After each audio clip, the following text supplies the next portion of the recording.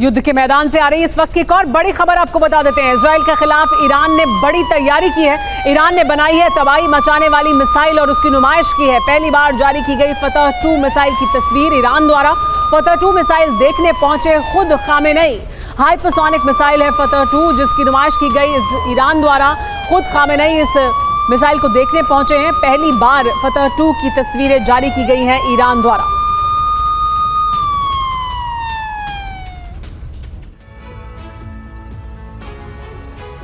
तो देखिए, ईरान के सुप्रीम लीडर खामेनेई जब फतह-2 मिसाइल को देखने पहुंचे, उससे कुछ ही वक्त पहले ईरान की सेना के प्रमुख मेजर जनरल हुसैन सलामी ने इजराइल के खिलाफ बहुत बड़ी चेतावनी दी। हुसैन सलामी ने इजराइल को लेकर क्या कुछ कहा है आपको बताते हैं, क्योंकि इस तस्वीर के सामने आने के बाद ये धमकी और भी ज्यादा बड़ी नजर आती है। वो कहते हैं बढ़ते युद्ध के साथ पतन की तरफ बढ़ रहा है इजराइल। इजराइल का अब पतन निश्चित है। युद्ध में इजराइल की निश्चित ही हार होगी, ये उनकी तरफ से कहा गया है। ईरान की सेना के जो प्रमुख कमांडर हैं उनका ये बयान बहुत अहम। अमेरिका भी इजराइल को बचा नहीं पाएगा, वो कहते हैं।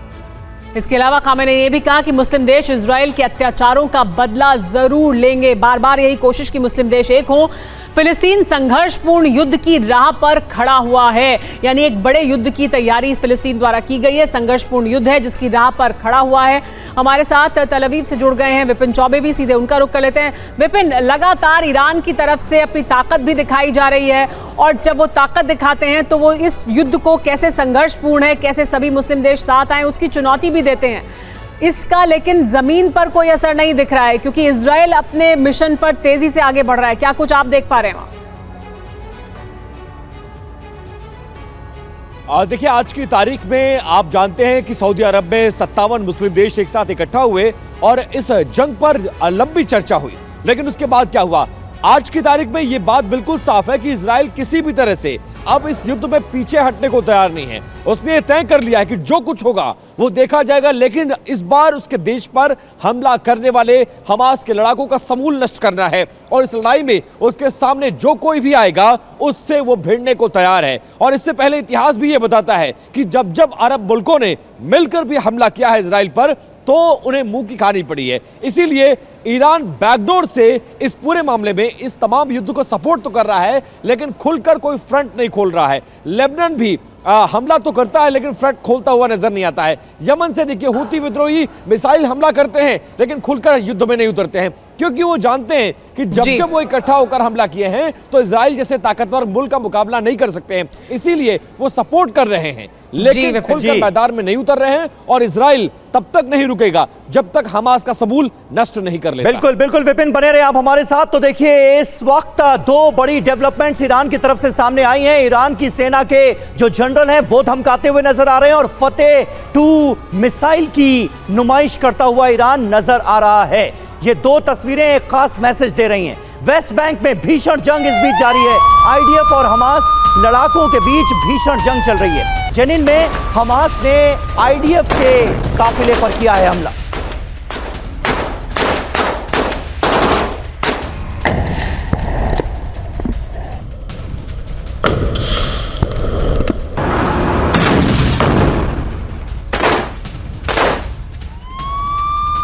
यूएन ने मांगी स्वतंत्र जांच की इजाजत। इस पूरे युद्ध के दौरान इजराइल से अनुमति देने को कहा गया है कि स्वतंत्र जांच हो। अल शिफा पर आईडीएफ के दावे की जांच की जाए, ये कहा गया यूएन की तरफ से। हमले की जांच के लिए इजाजत मांग रहा है यूएन क्योंकि अल शिफा अस्पताल को लेकर दुनिया भर में जिस तरह का विरोध हो रहा है उसके बाद आईडीएफ के दावे की जांच करने की इजाजत यूएन द्वारा मांगी जा रही है कि जो दावे अल शिफा अस्पताल को लेकर इजराइल के द्वारा से किए गए हैं उनकी जांच की जाएगी।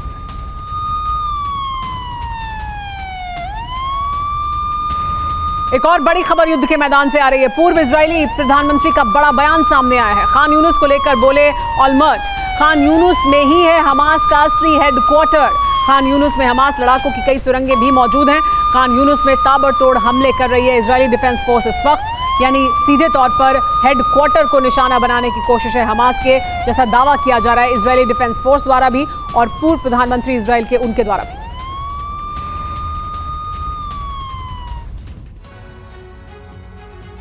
तो देखिए, ये बहुत बड़ा दावा किया गया है खान यूनिस को लेकर। खान यूनिस हमास का हेडक्वार्टर।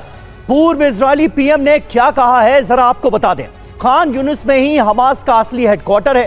खान यूनिस में छिपे हुए हैं हमास के बड़े लीडर्स। खान यूनिस में हमास के कई बंकर मौजूद हैं।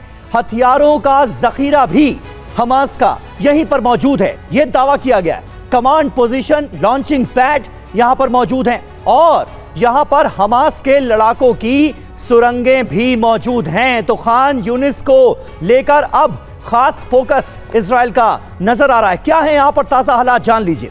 4 दिनों से इजराइल के ताबड़तोड़ हमले यहां हो रहे हैं। आईडीएफ के हमले में 50 से ज्यादा लोगों की मौत हुई है।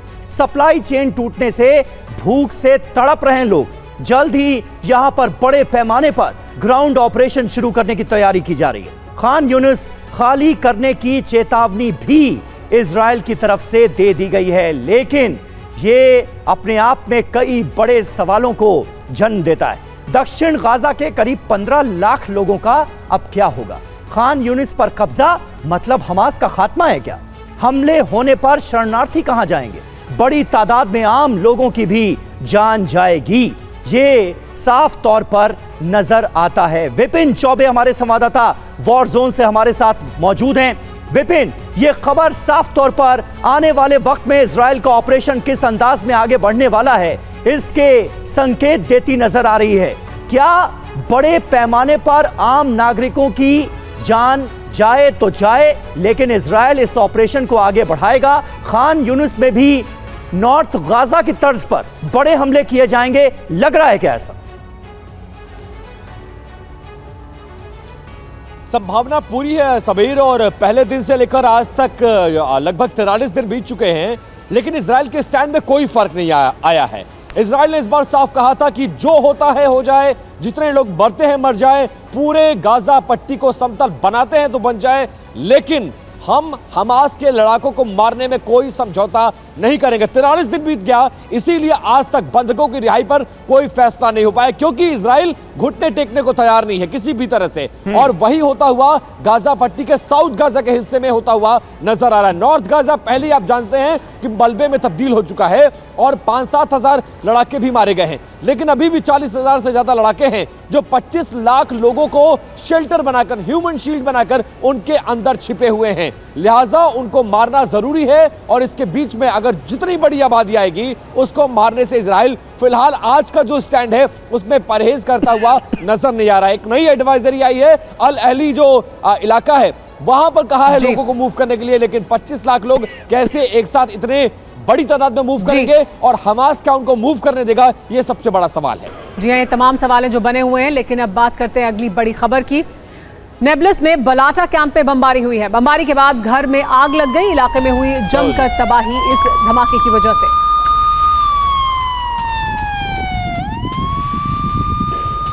देखिए, तस्वीरें सामने आई हैं किस तरह से नेबलस में बमबारी की गई। इलाके में इसकी वजह से भारी तबाही हुई है। बमबारी के बाद एक घर में आग लग गई। नेबलस में बलाटा कैंप में बमबारी की तस्वीरें। एक और बड़ी खबर आपको बता दें, जेनिन कैंप में जारी है भीषण झड़प।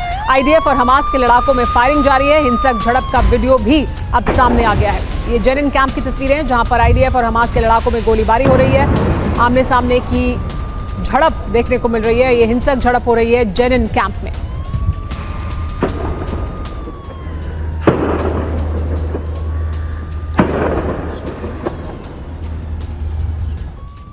एक और बड़ी खबर, इजरायली रक्षा मंत्री योव गैलेंट का बड़ा बयान। दक्षिण गाजा में ग्राउंड एक्शन की तैयारी की जा रही है। हिजबुल्लाह को दिया जाएगा भरपूर जवाब। योव गैलेंट ने बड़ा बयान दिया। उन्होंने कहा कि साउथ में ग्राउंड एक्शन की तैयारी है। हिजबुल्लाह को भरपूर जवाब दिया जाएगा और उसकी तैयारी इजरायली डिफेंस फोर्स कर रही है।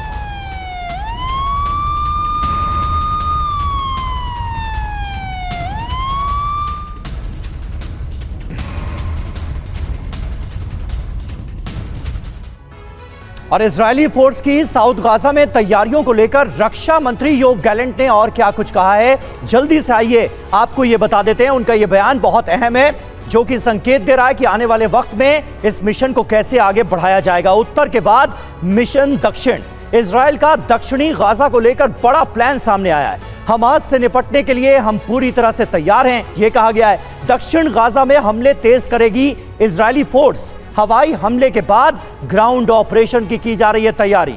लेबनान से जारी हमले पर भी इजरायली रक्षा मंत्री ने जवाब दिया है और कहा है कि हिजबुल्लाह की हर हरकत का मुंह तोड़ जवाब दिया जाएगा। तो ये अपने आप में ये बयान बता रहा है कि इजराइल का आने वाली जंग के लिए रुख है क्या। इस बीच एक और बड़ी खबर है। इजराइल हमास युद्ध के बीच एक बड़ी खबर ब्रिटेन से आई है। पता ये लगा है कि ब्रिटेन में 6 संदिग्ध आतंकवादियों ने एंट्री ले ली है और ये ब्रिटेन में 26/11 की तर्ज पर आतंकी हमलों को अंजाम दे सकते हैं। ये बहुत बड़ी खबर है। ये संदिग्ध आतंकी सीरिया से ब्रिटेन तक पहुंचे हैं और इन्होंने छोटी नावों से इंग्लिश चैनल को पार किया। संदिग्धों की घुसपैठ की जानकारी सबसे पहले ब्रिटिश खुफिया एजेंसी MI6 को मिली।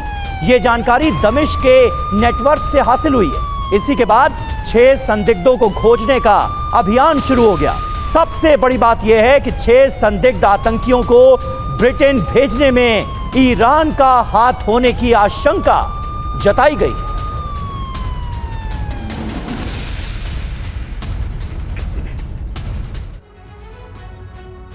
तो क्या ब्रिटेन में ईरान का 26/11 जैसा कोई बड़ा प्लान है? छोटी नाव पर सवार 6 संदिग्ध आतंकी घुसे। रात भर संदिग्धों की तलाश में सर्च ऑपरेशन जारी रहा।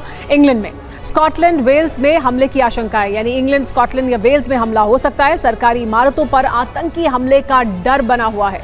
उत्तरी फ्रांस से ब्रिटेन में दाखिल हुए थे ये संदिग्ध। फर्जी दस्तावेजों की मदद से ब्रिटेन में घुसे संदिग्धों को ईरान के समर्थन का शक भी जाहिर किया जा रहा है। अब तक 25 संदिग्धों के घुसने की खबर सामने आ चुकी है।